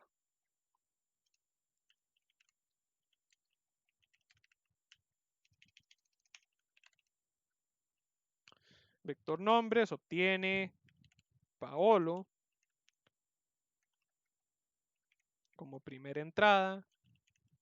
Vector notas en primera entrada, que yo me saqué, hagámoslo igual, con 100 todos, para que no sea como tan, para que el resultado siempre nos dé así como uniforme. Entonces, luego celda 1 y luego celda 2. Anke y Chumi. Entonces, ve que acá estoy utilizando dos vectores para guardar los datos de cada uno en celdas diferentes. Pero ve que la ventaja que yo tengo acá es, cierto, vector nombres es de tipo cadena, entonces yo no puedo realizar operaciones aritméticas sobre un vector de tipo cadena, pero vector notas sí es de tipo entero, entonces yo sí puedo realizar operaciones sobre notas. Entonces, yo puedo utilizar mis dos vectores de tal forma que se referencien de manera cruzada del uno al otro, porque yo ya sé entonces que en cualquier punto, cuando yo me esté refiriendo al subíndice 0, yo voy a estar hablando de Paolo. Porque vean que entonces, si yo digo, yo quiero hablar de mi primer estudiante, entonces, de hecho, mejor sí, reportemos valores diferentes. Así dejemos 8 con 100. Si yo quiero hablar de mi primer estudiante, yo ya sé que mi primer estudiante es el estudiante cero, perdón. Entonces yo puedo decir, escribir nombre, vector nombres, 0. Yo ya sé que voy a hablar del primer estudiante. Y si yo quiero hablar de la nota, me faltó la coma ahí. Nada más referencio al vector notas en la posición 0. Cuando yo ejecute esto, vean que ahí yo tengo nombre, primera posición del vector nombres. Nota, primera posición del vector notas. Si yo quiero cambiar y digamos que yo quiero hablar de mi segundo estudiante, que en este caso sería Anke y se sacó un 75, tengo que referenciar la posición 1 en ambos vectores. Si quiero ahora hablar de el tercer estudiante, es la posición 2. La posición 2 entonces en ambos vectores. Entonces, no sé si de hecho van notando un cierto patrón por ahí en el uso de vectores, que es el hecho de que yo puedo utilizar valores en diferentes partes para diferentes cosas. Los valores se repiten. Eso va a incentivar la idea de que yo puedo automatizar mi código para no tener que escribir manualmente la referencia a cada parte. Y dicho y hecho, eso es, como les digo, vamos paso a paso, pero esas son las grandes ventajas de un vector. Yo puedo automatizar mi vector para trabajar de manera automática utilizando bucles y variables. Pero vamos paso a paso, déjenme ver, aquí veo una duda grande. José Rafael nos dice, profesor, cuando no sabemos cuántas personas vamos a tener que ingresar, como en los trabajos pasados de gimnasio y actividad de la fundación, si usamos un vector, ¿cómo hacemos para dimensionar desde el inicio el vector si no sabemos cuántas personas van a asistir? Depende del caso. Ahí, digamos, yo te diría que tenés dos opciones. La primera, no dimensiones el vector al principio. Dimensionarlo cuando ya sabes cuántas personas hay. La segunda, establece un límite de personas, como lo hicimos en el límite de estudiantes. Y le puedes decir, este algoritmo solamente procesa 100 personas, digamos. Y dimensionas un vector de tamaño 100. Nuevamente, es posible dimensionar un vector según una predicción. Digamos como por ejemplo, según lo que diga un usuario. Ve que yo acá tengo de hecho uno de los ejemplos guardados. No sé si hoy nos dará, de hecho muy probablemente no, bueno no, al rato sí nos da chance, vamos a ver. Eh, mm, bueno, si no nos da chance hoy, igual lo vemos el martes. No hay problema, todavía hay tiempo. Pero el punto es que es posible dimensionar un vector según una respuesta de un usuario o según una variable. Recuerden que todo en código se puede tratar como variable. Entonces, nuevamente me estoy adelantando, lo vamos a ver ahorita, pero para darles un pequeño adelantito, esto yo lo podría declarar como variable, esto también, esto también. Entonces, ahorita vamos a ir viendo eso. De ahí es donde surgen las ventajas de los vectores. Por el momento, ¿qué tal vamos con esto acá que acabamos de ver?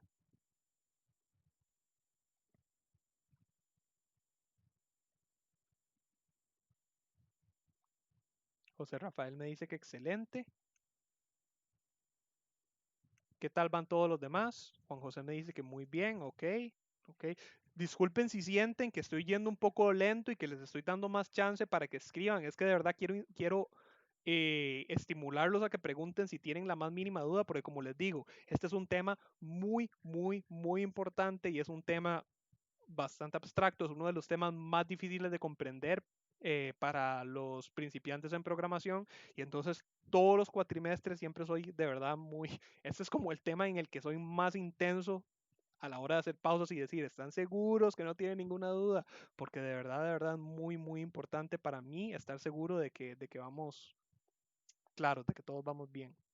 Entonces, Bueno, voy a avanzar por el momento, pero igual, si hay duda, por favor, no se la guarden, por favor, escríbanla. Ok. Entonces, vean que hasta el momento yo he inicializado de manera explícita los vectores, ¿cierto? Estos dos vectores yo explícitamente le dije por cada línea de código, en cada posición, qué valor ingresar. Aquí las posiciones 0, las posiciones 1, todo de manera explícita, ¿verdad? Entonces, es como, dicho de una manera más coloquial, es como inicializar un vector a pata, porque vean que acá ambos de mis vectores tienen 3 posiciones cada uno. Y dicho y hecho, a pata yo, por cada una de las 3 posiciones de mis dos vectores, asigné un valor. Pero como les dije, la ventaja de un código es que yo no tengo que hacer esto. Porque si recordarán, si yo aquí tuviera nada más variables normales, ¿verdad? Si este código más bien fuera algo como, bueno, dejémosle eso ahí por el momento. Pero digamos que fuera algo como, quitemos esto, que fuera algo como esto, como nombre 1, nombre 2 y nombre 3, que es como venimos trabajando hasta el momento, ¿lo recuerdan? Con los números, por ejemplo. Cuando trabajamos con números era num1, num2, num3. Entonces, aquí yo no tengo forma de automatizarlo porque tienen nombres diferentes. Los números en cada una de las variables están adjuntas al nombre. Esto no tiene ningún valor para psint. Esto es sencillamente parte del nombre de la variable para psint. Yo no puedo decirle, escríbame los nombres de todas las variables. No, yo tengo que ir a mano. Digamos que ya estuvieran inicializadas para que fuera caso de escritura. Yo tendría que escribir a mano. Escribir nombre 1, nombre 2, nombre 3. Pero bueno, sí, incluso inicializando. Yo tendría que asignar a nombre 1 un valor y luego a nombre 2 y así a pie con todo, ¿verdad? Entonces, el código se hace más largo y bueno, aquí solo tengo 3 nombres, pero tal y como nos dijo acá José Rafael, ¿qué pasa si estamos trabajando con un gimnasio y yo tengo que guardar el nombre de 50 o 100 diferentes de clientes? Ya no se vuelve tan factible. Entonces, vean qué bonito lo que uno puede hacer con vectores. Vean este primer ejemplo, algoritmo de ejemplo, perdón. Vean que yo en mis declaraciones declaro igual vector y declaro col como entero. Col va a ser un contador del para. ¿Por qué se llama col? Ahorita les explico. Nada más ténganlo presente que col es el contador del para. Entonces, vean que yo llego e inicializo y dimensiono el arreglo. Yo creo vector como un arreglo de 10 celdas. Entonces, vean que yo tengo para col obteniendo un valor de 0 hasta 9, es decir, vean acá 10 posiciones, muy similar al subíndice, ¿cierto? Vean que acá esto es como si yo hiciera longitud del vector. ¿Cuál es la longitud del vector? 10. Entonces, esto es como que yo hiciera esto. O longitud del vector. En PSInt yo no puedo hacer longitud del vector, lastimosamente, porque eso es sumamente útil. Yo no puedo hacerlo como esto. Pero vean que es prácticamente como hacer lo mismo, como cuando estábamos trabajando con la subcadena. Entonces, de 0 hasta 9, con paso 1 hacer, y vean que acá se inicializa todo el arreglo de manera automática. Vean que entonces en vez de yo tener que escribir algo larguísimo de código manualmente por cada una de las 10 posiciones del arreglo, inicializando con un número, vean acá lo que yo hago. Vector subíndice col. ¿Cuál es el valor de col? En este momento no está especificado. El valor de call depende de en cuál bucle de todas las iteraciones del para nos encontremos. Si es la primera vez que entramos en el para, call tiene un valor de 0. Entonces, al vector subíndice 0 le asigna un valor de 0 más 1, es decir, le asigna 1. Acaba el para. Pero entonces entramos en un nuevo bucle. Eso quiere decir que a call le sumamos 1. Call entonces se convierte en 1. Entramos en el bucle y ahora vean que ya no estamos hablando del subíndice 0. Ahora estamos hablando del subíndice 1. Se le asigna un valor y vean que ahora ya no es 1, porque ahora es 1 más 1, es decir, 2. Entonces, vean que esa lógica se sigue aplicando por cada una de las iteraciones. Entonces tenemos que ahora call 2 se le asigna 2 más 1, 3 en el subíndice 2. Luego entonces seguimos, luego vamos 3, se le asigna 4 en el subíndice 3, bla, bla, bla, y así vamos paso por paso, en cada una de las iteraciones desde 0 hasta 9 para recorrer las 10 posiciones del vector. Y así inicializamos automáticamente un vector en 3 sencillas líneas de código. Esto, gente, se conoce como generalizar código, se conoce como darle flexibilidad y reutilización al código. Igual este código todavía es muy tieso. ¿Por qué es muy tieso? Bueno, este vector solamente puede tener tamaño 10, aquí solamente estoy contando de 0 a 9, etcétera, etcétera, etcétera. Entonces, créanme que todavía es muy tieso, pero vean que acá ya empezamos a ver los inicios de utilizar variables para generalizar código con vectores.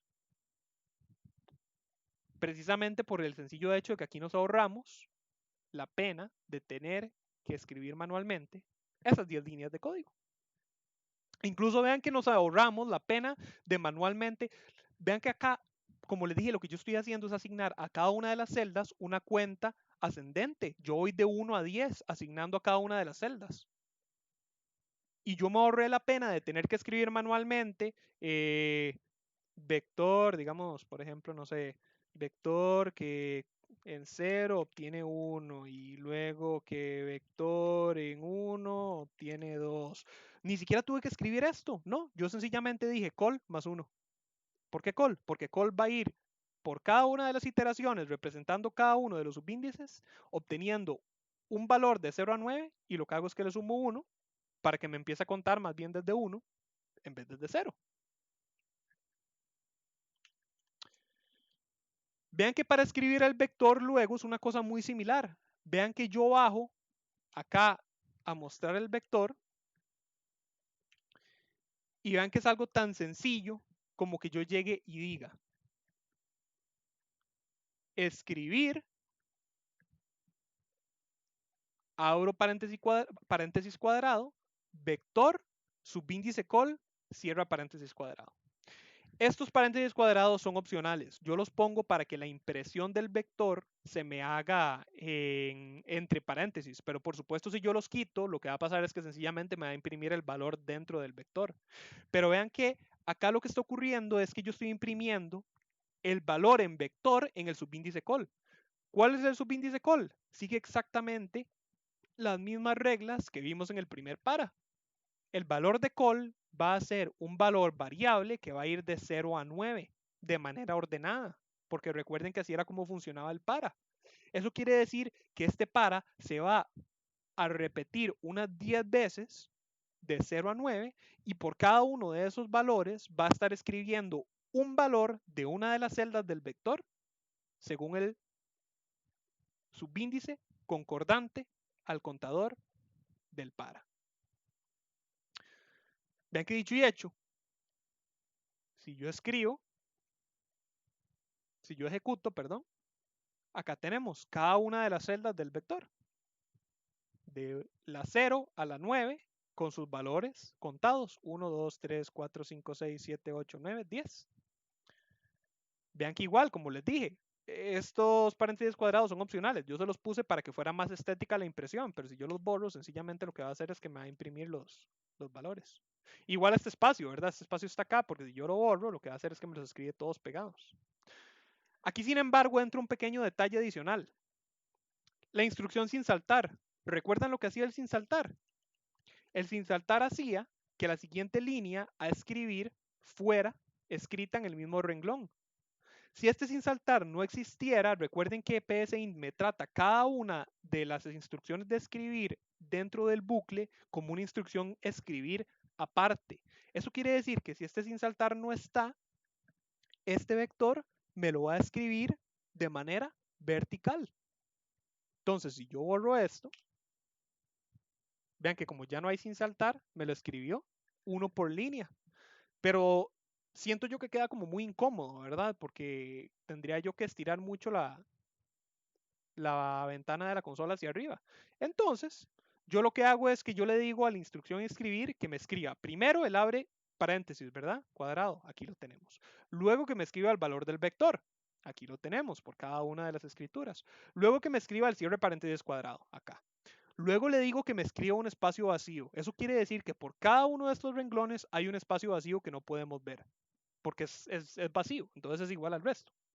Pero si yo a esto le adjunto un sin saltar, lo que le estoy diciendo es, vean que lo que hago es, luego del paréntesis vacío, perdón, del espacio vacío, lo que le digo es, escríbame la siguiente línea sin saltar. Entonces, cuando cae en la siguiente línea, me va a escribir el siguiente comienzo de línea pegado. Y bueno, no en realidad solo el comienzo de la línea, me escribe toda la línea siguiente pegada. Entonces, vean que me comienza a escribir pegado toda la escritura, el abre, el valor, el cierra, el espacio vacío y luego caemos en otro sin saltar. Eso quiere decir que luego de este espacio vacío, nuevamente sin saltar, abre, número, cierra, espacio, sin saltar. Abre, cierra, número, espacio, sin saltar. Y así va escribiéndome todos los valores del vector. Sin embargo, aquí hay un pequeño detalle. Vean que acá yo tengo, cuando yo salgo de todo este bucle, ¿verdad?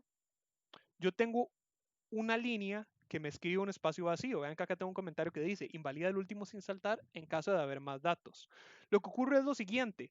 Recuerden que el sin saltar aplica siempre a la siguiente línea. Y vean que lo tenemos justo al final de la línea de instrucción, ¿cierto? Eso quiere decir que, ¿verdad? Si yo no tuviera este espacio vacío, pues bueno, va a ocurrir lo siguiente. Vean que acá yo tengo una impresión de fin al final, ¿verdad? Para indicar que se me acabó el algoritmo. Si resulta ser que, bueno, sí, como les dije, no tengo esto, esto es lo que va a ocurrir. Va a ir iterando de 0 a 9, escribiendo los 10 valores sin saltar. Pero en algún momento vamos a llegar al valor de contador call como 9 para escribir la celda 9 con el valor 10, la décima celda. Pero ocurre que cuando llegamos al final de ese valor, se repite también la instrucción sin saltar. Eso quiere decir que me va a escribir lo que sea que yo tenga después de ese código pegado.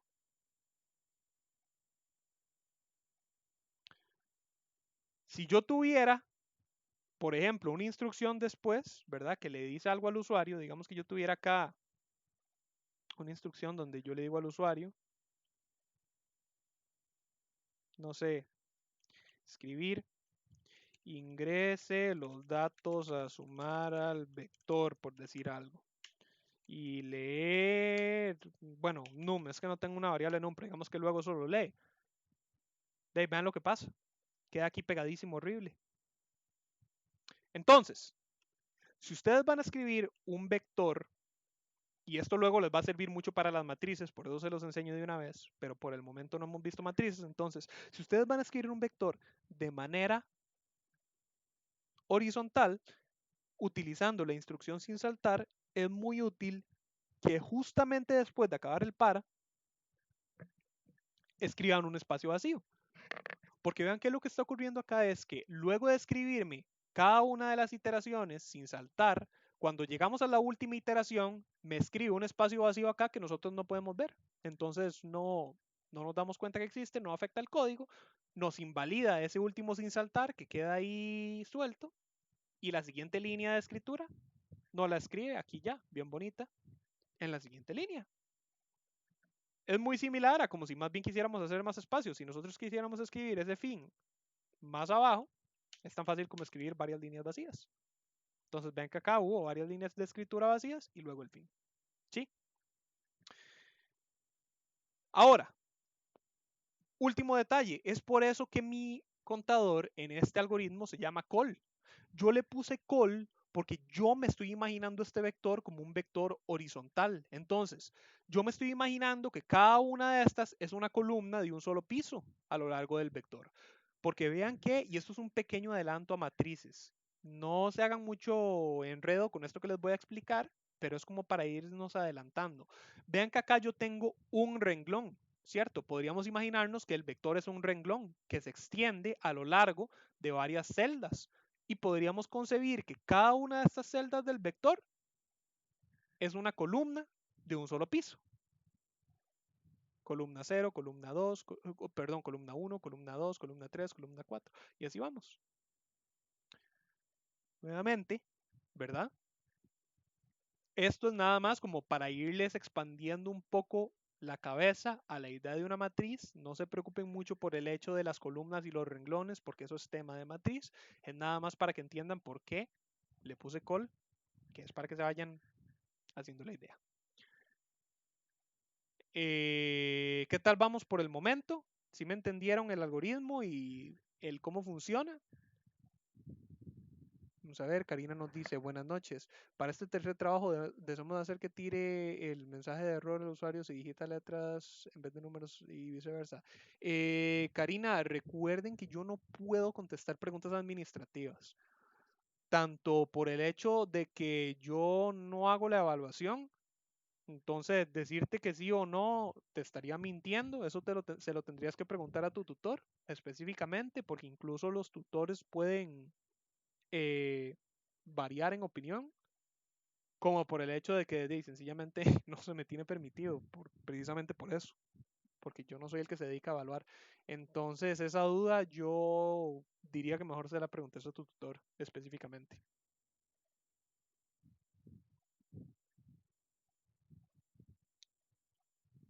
¿Alguien más con alguna otra duda?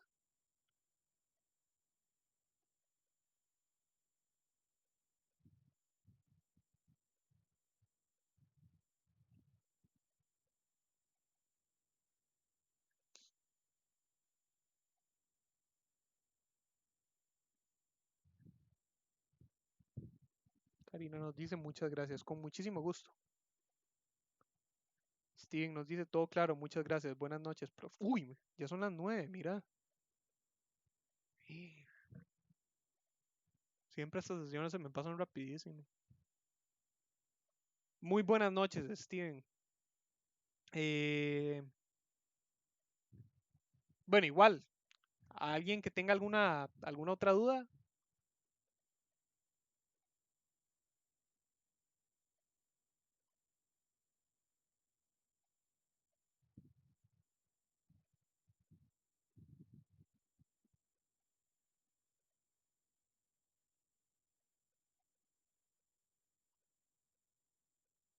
Andrea me dice, muchas gracias, profe, muy buenas noches. Con muchísimo gusto, Andrea, muy buenas noches.